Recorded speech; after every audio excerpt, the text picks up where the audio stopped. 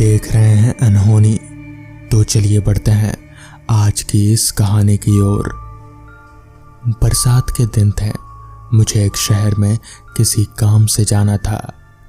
Office का बहुत ज़रूरी कागजात पहुंचाने थे वहां, इसलिए वहां ट्रेन से पहुंचा। पहुंचते पहुंचते शाम हो चली थी। मैंने ऑफिस के कागजात हिफाजत के साथ ऑफिस के बॉस तक पहुंचा दिए। फिर बाहर आकर एक दुकान पर चाय पिया और एक समोसा खाया। रेलवे स्टेशन पहुंचा तो वापस जाने की ट्रेन रात 3 बजे की थी।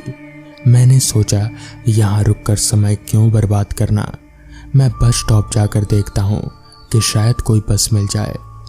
बस स्टॉप पहुँचा तो उन्होंने कहा कि रात 11 बजे की बस है। मैंने सोचा 3 बजे की ट्रेन से 11 बजे की बस तो ठीक ही है। इसी आपाधापी में शाम के 7:30 बज गए। मुझे भूख लग रही थी, इसलिए मैं खाना खाने के लिए एक रेस्टोरेंट ढूंढने लगा। बहुत खोजने पर बस स्टॉप से थोड़ी ही दूरी पर मुझे एक छोटा सा रेस्टोरेंट दिखा। मैं वहां पहुंचा और खाने का ऑर्डर दिया। मैंने सिर्फ दाल फ्राई और रोटियां ही मंगाई। बरसात में ज़्यादा हैवी खाना अच्छा नहीं था, ऊपर से मुझे बस में सफ़र करना था, तो मैंने हल्का ही खाया। खाना खाते खाते 8 बज चुके थे।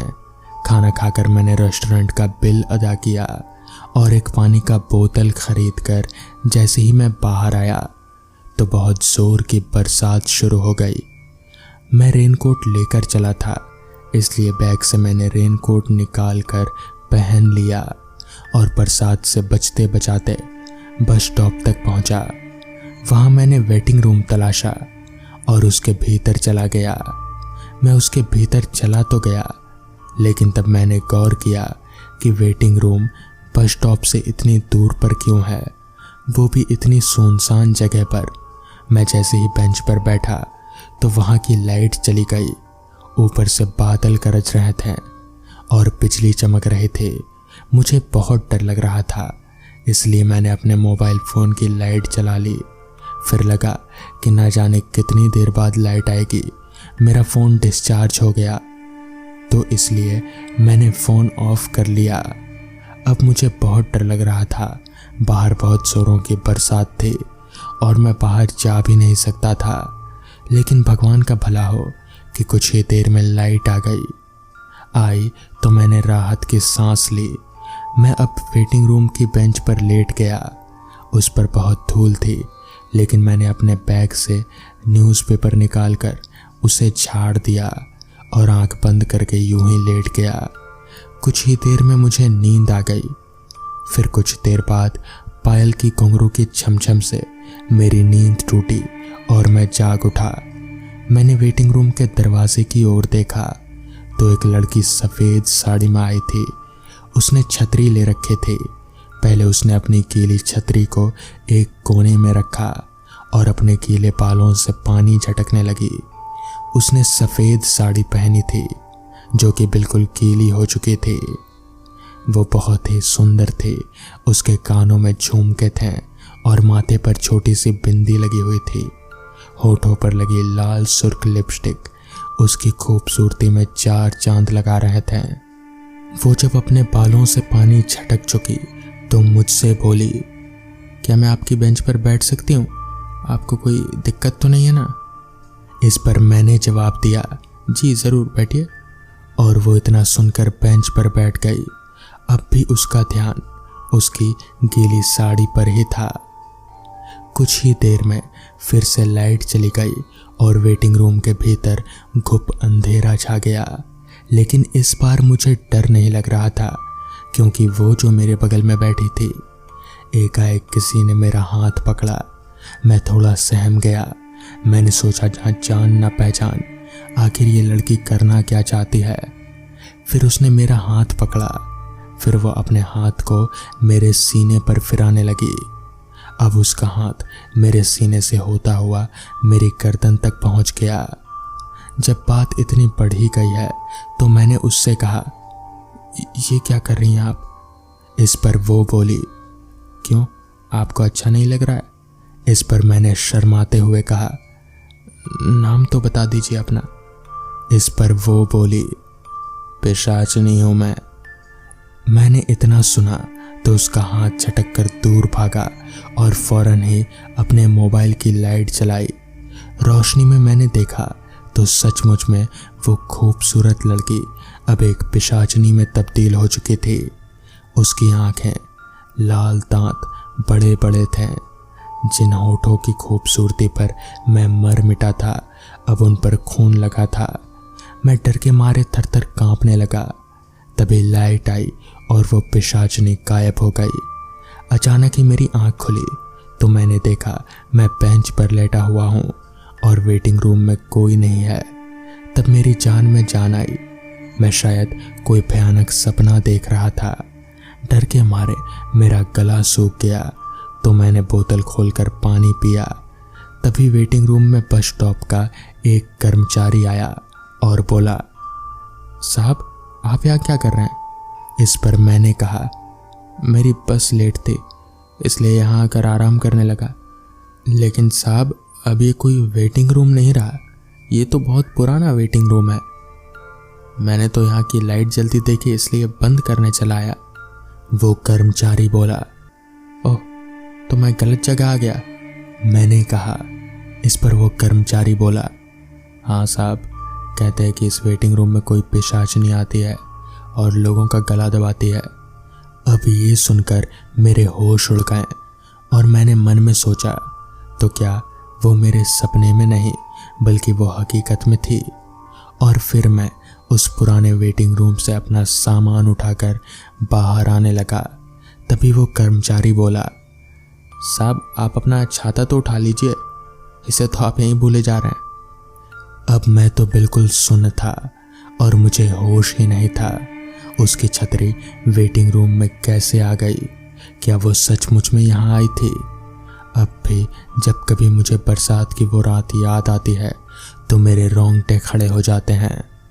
तो दोस्तों, ये थी आज की पहली कहानी। तो चलिए बढ़ते हैं आज की दूसरी कहानी की ओर। मनोहर बड़े ही तेज कदमों से अपने घर की तरफ चल रहा था। आज उसे काम से लौटते हुए काफी देर हो गई थी। ऊपर से ठंडी का मौसम, चारों तरफ कोहरा ही कोहरा। रास्ते पर उसके अलावा और कोई शख्स नजर नहीं आ रहा था। वो तेज कदमों से अपने घर की तरफ चलने लगा। कहीं ना कहीं उसे डर भी लग रहा था, क्योंकि ये वही रास्ता था जिसके बारे में गांव वाले अक्सर बात किया करते थे कि इस रास्ते पर आत्माओं का वास है। मगर मनोहर ने कभी ऐसा नहीं माना। वो कभी भी भूत प्रेत पिशाच इन सब चीज़ों पर यकीन ही नहीं करता था। उसका तो ये मानना था कि अगर वो मुर्दे हमें डरा सकते हैं तो हम जिंदा होकर उन्हें क्यों नहीं डरा सकते हैं। मगर आज इतनी रात गए इतने सुनसान रास्ते पर ठंडी और कोहरे के बीचों बीच उसे कहीं ना कहीं डर लग रहा था।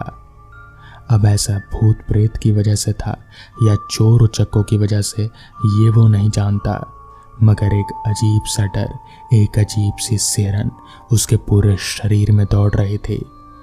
वो धीरे धीरे और कभी तेज तेज आगे बढ़ता जा रहा था। अभी वो आगे बढ़ ही रहा था कि तभी पीछे से उसे किसी के कदमों की आहट सुनाई दी। मनोहर का दिल एकदम से धक सा हो गया। वो पीछे मुड़कर देखना चाहता था मगर वो देख नहीं पा रहा था। उसे कहा गया था कि अगर कभी ऐसा सिचुएशन आ जाए तो वो पीछे मुड़कर ना देखे। मनोहर तेजी से आगे बढ़ने लगा। तभी उसे पीछे से एक आवाज आई, क्या हुआ, मुझे घर लेकर नहीं जाएगा? दिल दहला देने वाली और इतनी कर्कश आवाज सुनकर मनोहर समझ गया कि आवाज किसी इंसान की तो हो नहीं सकती। उसने एकदम से पीछे पलटा तो देखा एक करीब 7 फीट लंबा आदमी, जिसका चेहरा बहुत ही डरावना और उसके माथे पर 2 सींग थे। वो मनोहर को खा जाने वाली नजरों से देख रहा था। तभी मनोहर ने अपने घर की तरफ तेजी से दौड़ लगा दी और भागते भागते सीधे अपने घर जाकर ही रुका। उस रात उसने किसी को भी कुछ नहीं बताया, मगर वो डरा हुआ था। उसने जैसे तैसे वो रात कटाई। रात भर उसे उसी आदमी के सपने आते रहे, मगर वो सब क्या था। मनोहर ने अगली सुबह अपने काम के दोस्तों को ये बात बताई तो उन्होंने बताया कि दरअसल उस रास्ते पर एक जिन्न का वास है। वो जिन्न बहुत ही खतरनाक है और लोगों को मार डालता है, लेकिन ज़्यादातर वो औरतों को अपने चपेट में लेता है। इसलिए वो बच गया, वरना शायद मनोहर जिंदा नहीं होता। तो दोस्तों, ये थी आज की कहानियाँ। ऑफिस से निकलकर रोज की तरह हम 3 दोस्त मदन काका के चाय की दुकान पर बैठकर चाय के मजे ले रहे थे कि तभी मैंने अपने दोस्तों से कहा, यार इतनी ठंड में चाय पीने का कितना मजा आता है ना। इस पर मेरे दोस्त करण ने कहा, हाँ यार मजा तो आता है, मगर कल से 7 दिनों के लिए ऑफिस बंद रहेगा, तो हम ना मिल पाएंगे और ना ही मदन काका के चाय की दुकान पर चाय पी पाएंगे। अभी करण की बात खत्म हुई ही थी कि तभी मेरे और एक दोस्त अरुण ने कहा, यार जब हमको 7 दिनों की छुट्टी मिली ही है तो क्यों ना हम कहीं से घूम कर आते हैं। अरुण की ये बात हमें काफी अच्छी लगी, मगर हम सोच में पड़ गए कि आखिर जाएं तो जाएं कहाँ। कि तभी करण ने कहा, यार हम 7 दिनों के लिए मेरे नानी के घर चलते हैं, बड़ा मजा आएगा। हमने पहले से करण के मुंह से उसके नानी घर की काफी सारी तारीफें सुन रखी थी, जिस कारण वहां जाने के लिए हम भी मान गए। जिसके बाद हमने तय किया कि हम कल शाम को अपनी कार लेकर वहां जाने के लिए घर से निकलेंगे। साथ ही साथ मैंने अपने दोस्तों से कहा, तुम दोनों कल शाम 5 बजे हाईवे वाली मोड़ पर खड़े रहना और मैं कार लेकर सीधे वहीं पहुंच जाऊंगा। सारी बात तय हो जाने के बाद हम तीनों अपने अपने घर चले आए। जिसके बाद सारी तैयारी करके अगले दिन ठीक 5 बजे मैं कार लेकर अपने घर से निकला और 5:10 में अपने दोस्तों के पास पहुंच गया। जिसके बाद हम करण के नानी के घर जाने वाले रास्ते पर आगे बढ़ने लगे। हालांकि मौसम ठंड का था, जिस कारण हम अपने कार की सारी खिड़कियां बंद करके अपनी सीट पर दुबक कर बैठे हुए थे। हमारे यहाँ से करण का नानी घर करीब 6 घंटे का सफर था, तो हम रात के 11 बजे तक वहां पहुंच जाएंगे। कुछ देर कार चलाने के बाद अंधेरे ने अपना डेरा जमाना शुरू कर दिया और देखते ही देखते आसमान पर सूरज की तेज किरणों की जगह चांद की मध्यम रोशनी ने ले ली। अब ठंड और अंधेरे का असर हमें साफ साफ हाईवे पर दिखाई देने लगा था, क्योंकि अब हाईवे पर गाड़ियों का काफिला काफी कम हो चुका था। कोहरा तो इस कदर पूरे रास्ते पर फैला हुआ था कि हमारी हेडलाइट की रोशनी में सारा कुछ धुंधला धुंधला सा दिख रहा था। तभी मैंने जब गाड़ी में वक्त देखा तो वक्त हो रहा था रात के 8 बजे का, यानी कि अब तक हमने आधा सफर ही तय किया था, मगर बाकी का आधा सफर हमारे लिए इतना खौफनाक होगा ये हमें कहाँ पता था। कुछ आगे जाने के बाद मैंने कार को रास्ते के किनारे रोका, जिसके बाद हम तीनों घर से लाए रात के खाने को मिल बांट कर खाने लगे। खाना पीना हो जाने के बाद हम वापस से हाईवे पर आगे बढ़ने लगे। अब रात काफी हो गई थी, जिस कारण पूरा हाईवे सुनसान हो गया था। बीच बीच में हमें उस हाईवे पर इक्का दुक्का ही गाड़ियां दिखाई पड़ रही थी। अभी मैं कार चला ही रहा था कि तभी पीछे बैठे करण ने कहा, आगे से बाएं वाला रास्ता ले लेना, वही रास्ता मेरे नानी के घर जाता है। करण की ये बात मुझे काफी हैरान करने वाली लगी, क्योंकि यहाँ पहुंचने से पहले वो बार बार बोल रहा था कि आगे से दाएं वाला रास्ता मेरी नानी के घर जाता है, मगर यहाँ आकर वो बोल रहा है कि बाएं वाला रास्ता उसके नानी के घर जाता है। जिस पर मैंने करण से कहा, अरे करण, तू तो पहले बोल रहा था कि दाएं वाला रास्ता है तेरे नानी के घर जाता है, और अब तू बाएं जाने के लिए बोल रहा है। इस पर करण ने कहा, बाएं वाला रास्ता ही जाता है, तू कार उधर ले। खैर मुझे तो रास्ता पता नहीं था, मगर करण वो बार बार अपनी नानी के घर आना जाना करता है तो उसे तो पता ही होगा। ये सोचकर मैंने कार को बाईं ओर मोड़ लिया। तो कार को बाईं ओर मोड़ते ही हमारे आगे एक कच्चा रास्ता था और उस रास्ते पर पहले वाले रास्ते से भी ज्यादा अंधेरा था। रास्ते के दोनों तरफ लंबे लंबे पेड़ और घने जंगल होने के कारण बार बार हमें जंगली जानवरों की आवाजें सुनाई पड़ रही थी।